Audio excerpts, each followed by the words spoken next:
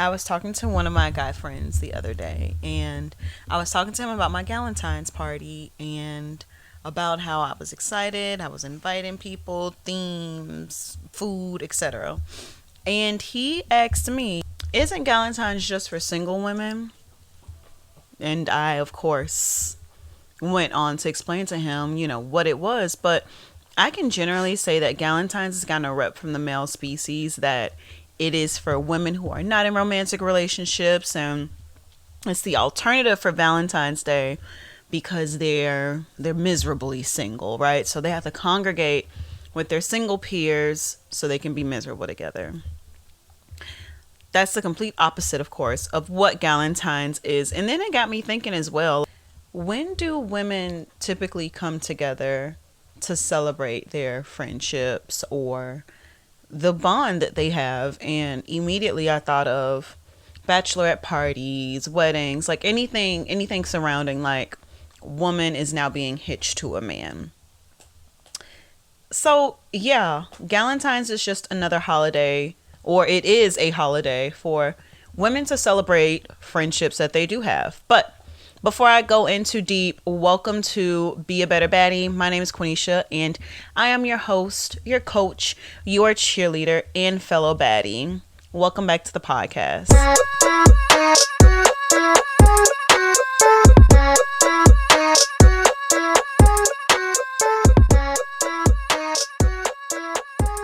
So, is Galentine's only for single women? No. Right? What other holiday is there to celebrate your friends other than their birthdays? Because most holidays are centered around your biological family and your potential partner or your partner. So what days do you have to celebrate the women that you go to for support, or the women that come to you for support? The women that you love to party with? The women that inspire you and you inspire them. The women that turn to you when you're having a bad day, and vice versa, you turn to them. What exactly is the holiday for that? That is Galentine's Day, right? That is the time for you to shower your friends with love and show appreciation for the relationship that you guys have. I've celebrated Galentine's for the past, I don't know, like it was recent for me. I didn't celebrate before because I didn't know about it, but also two, there was always this stigma around Valentine's Day, and I've always had a boyfriend for Valentine's Day, but I mean, it's another day, right? Like, of course, you'll be with that person, but there's nothing like celebrating with your friends. So for the times that I have celebrated Galentine's, I've had like a girls' night in type of deal where we wore pajamas and I had just little snacks around and we had drinks and we played games, etc. I've done the dinner thing, and this was during COVID when I really didn't want too many people around my house, but I would have still went out. Side eye. But went out to dinner, did a gift exchange with a couple of friends, and this year I'm doing a brunch. And there is no right way or wrong way to celebrate Galentine's. Married women have come to my Galentine's. Single women, mothers have come. Like any woman in my life who I admire and I have a relationship with them or I want to get to know them better, they are coming to my Galentine's, right? You should be celebrating your platonic friends. I've said it before, but that's what we're going to talk about today, like the importance of those platonic friendships. And that's what we're going to talk about.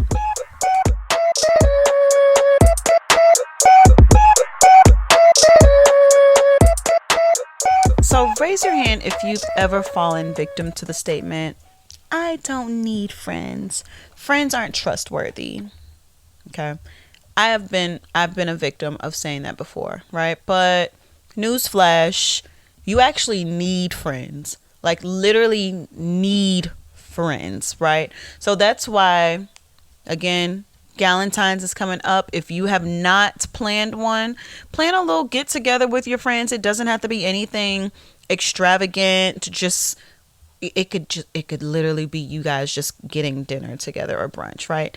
But you literally need friends. The reasons we need friends has changed over time, but they still remain important. Our society only values really romantic relationships and familial relationships. So let's talk about the benefits of friends. Okay. So in general, humans need friends for three big reasons. And then I'll go into like the not minor, but I guess the subset of benefits after.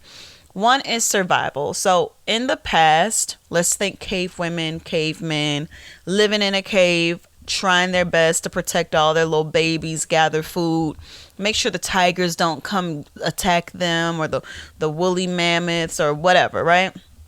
Forming friendships and alliances helped individuals survive and thrive in their communities by providing protection and support. Number two, reproduction. Friendships also played a role in finding and maintaining romantic relationships, which you needed to have reproductive success, right? Last, psychological benefits. Friends provide emotional support and increase your overall well being, which has a positive impact on your health and longevity. Now, I've kind of already summed it up, but I'm going to go into more detail, but it's going to be repetitive. Having friends is needed for your life, right? So again, times have changed, but foundationally, the reason we need these social connections remains the same. Granted, we now live in houses that protect us from the outdoor elements and animals, etc. I mean, I have an animal next to me right now going kind of wild, but he's not a wild animal. He's my baby. We go to the grocery store to get food now. We don't need to hunt for food necessarily, so we don't need someone to watch our back while we throw the spear, etc. Right? All that. Now, in terms of the quality of the connection, because I think that's what's most important. That's when you start to reap the benefits, when you actually have high quality or good quality friends in your life. That's when those benefits start to kick in. And my philosophy has always been, if you know me personally, you've probably heard me say, I don't have any friends, which is a lie, but I mean, I don't have a lot of friends, which most people should not. And when I say friends, I really mean those close friends that are near and dear to my heart, right? I don't have many of those. So I'd always rather have 4 quarters than 100 pennies, because those 4 quarters are obviously way more valuable than a penny, in my opinion, and in my life and in my pocket. I'd rather pull out 4 quarters. But I think I have a pretty healthy mix of quarters, dimes, nickels, and pennies. And every single coin has value. Every single coin provides some type of purpose in my life. So I want you to also think about the quality of your friendships that you have in your life, and what those people bring to your life, and what you also contribute to their life in turn when you're thinking about celebrating your friends this month for the love month. So before I dive even deeper, this quote stood out to me from The Evolutionary Origins of Friendships, and it's about animals. When animals form friendships, immediately my heart was like, animals and friends, that's so cute. But male allies have superior competitive ability and improve reproductive success, while females with the strongest, most enduring friendships experience less stress, higher infant survival, and live longer. From the research I've done, I'm telling you it's an exact parallel, right? The benefits animals have when they form friendships, versus when humans form friendships, exactly the same. So I want you to know this before I go deeper. Humans are not meant to be alone and in isolation. We are social creatures that thrive in every way possible when we have social connections.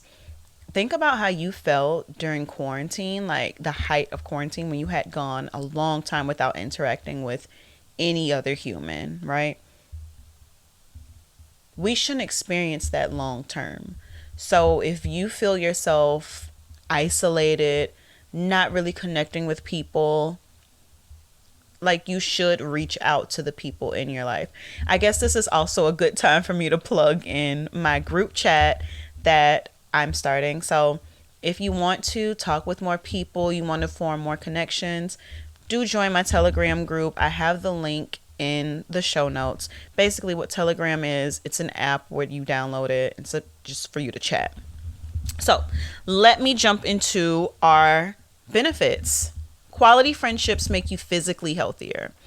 So science has found that healthy friendships are just as important as diet and exercise, in that positive social connections are linked to lower blood pressure, lower BMI, less inflammation, and a reduced risk of diabetes. Per 2, friendships make you happier. So there was this study they did at Harvard where it was a longitudinal study, and they followed 724 men for over 80 to 90 years. They started following these men when they were in college. So right now these men are like in their 80s and their 90s. They interview the men year after year, and they just have thousands of pages of data on these men. And when they looked back over the data, first of all, it was all just men. They just inserted women into the research around the 90s. So give it some time. But when they looked at the data, they saw that men, I'm going to keep saying men because it was literally just men, but they saw that the men who were happier in life and the men who were thriving in life wasn't because of the social status they had or the money they had, which I'm gonna tell you right now, I'm pretty sure that contributed to their happiness, because they're stable and they've satisfied that basic need in life. But anyways, it was because of the relationships they have formed, right? So I'm gonna say definitely some form of stability, personal stability, contributes to happiness. And then those relationships they had with people. And they said they had people from all walks of life, all socioeconomic classes. They had people that had mental illness in there, people that were in prison, people that just did, every walk of life was represented in this study. But they all talked about the importance of social connections. That was the most important thing in them keeping their happiness throughout their life. 3, a strong network of friends is linked to a longer life. So this one links to basically all of them, right? Because if you're healthy, you're happy, you're gonna live longer. But the thing that I thought about was like the loneliness thing. And I found one of the statistics that said like people who have stronger social connections are 50% more likely to survive those who don't. What? So just by having strong friends, strong relationships, you have a half better chance of living than someone that doesn't. Yeah. Have your Galentines party, sis. The 4th benefit, sociability is connected to a reduced risk of getting sick. So again, if you have friends, that means that you have a stronger immune system. And if you have a weak immune system as a young adult, so when you are socially isolated and you are lonely, you have a weak immune system as a young adult. But then later in life, without those strong relationships, you can have immune dysregulation, cognitive decline, and even greater risk for chronic disease. So think about like those, and I'm like, okay, it's like maybe you're not talking to people as much, or you're not doing activities with people. So yeah, that does cause a decline. But here's the thing that gets me. They said that they did a study, right, where they had 334 participants. Those people that had high quantity and high quality of social connections were least likely to get sick when exposed to the virus that causes the common cold. So literally by having friends, and being exposed to a virus, that prevented them from getting sick. Having friends was the cure. The next benefit, this is number 5, friends are correlated with financial success. I think this has a lot to do with the saying, it's not what you know, it's who you know. And this is all about networking and having connections with people in different fields, people with different mindsets, people with different knowledge. Like, who you know matters, and you sitting alone by yourself, knowing everything in the world, won't do anything good for you, right? So learning how to communicate with people, learning how to share your knowledge with people, learning how to ask people questions, learning how to network. All those are really good skills that are going to help you have more financial success. Benefit number 6, good friends improve your mental health. This one, I think about like the emotional support that comes along with the friendship. So think about the encouragement, the compassion, a hug someone gives you, giving a book to someone that relates to their situation, someone asking you questions, someone giving you a listening ear when you need it, validating you, not judging you. All those things, they make you feel good, and they build up your mental health, right? All of that thing is going to increase your happiness, your life satisfaction, and it's going to be great. The last benefit is that friendships make you feel safe and at home. I think this depends on the friendship, because you are at more risk of being rejected by a romantic partner than you are a friend, right?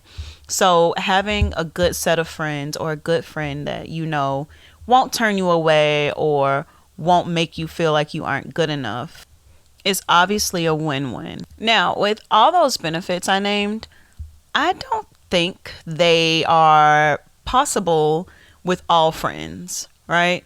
So you are the sum of the 5 people you spend the most time with. So I said this in a previous episode, but if you have toxic, negative friends, I'm no scientist. I'm no scientist. I'm just a really good researcher. But I'm willing to bet that you won't get those benefits if the people around you aren't healthy, aren't stable. And it even said it in the research. Like, it said the quality and the quantity of friends. So they said people with a good amount of social connections, but they also emphasized the quality of it. Now, they didn't talk about what a good quality friend was, but I think we all have some idea of what a good friendship is, or what we look for in a friend. If you don't know what you're looking for in a friend, you should think about that. When I think about what I'm looking for in a friend, definitely somebody I feel safe with, right? That I feel safe opening up to, being honest with, just being vulnerable with them. I like a friend that is consistent. That means that I will talk to them on a scheduled manner, or even like just their actions are consistent as well. Someone that's positive definitely is super important to me, because I just can't be with the negative Nancy's all the time, right? So definitely start thinking about those things that was just a few. Start thinking about those things that you feel like makes a good friend for you, so that you can reap the benefits of a good friendship, because there are countless benefits. So with that, I will leave you guys. For Galentine's Day, I will be vlogging that, so showing what I did to prepare, showing everything that what I have prepared. I won't necessarily vlog the actual party itself, because I want to just enjoy that without having a camera out. Maybe I'll insert some clips, but please do find that on my YouTube channel at Be a Better Baddie. And if you like this episode, share it with a friend, rate it, subscribe to the channel, etc. So you guys have a blessed rest of your day, and I will see you on another one, I guess. Bye.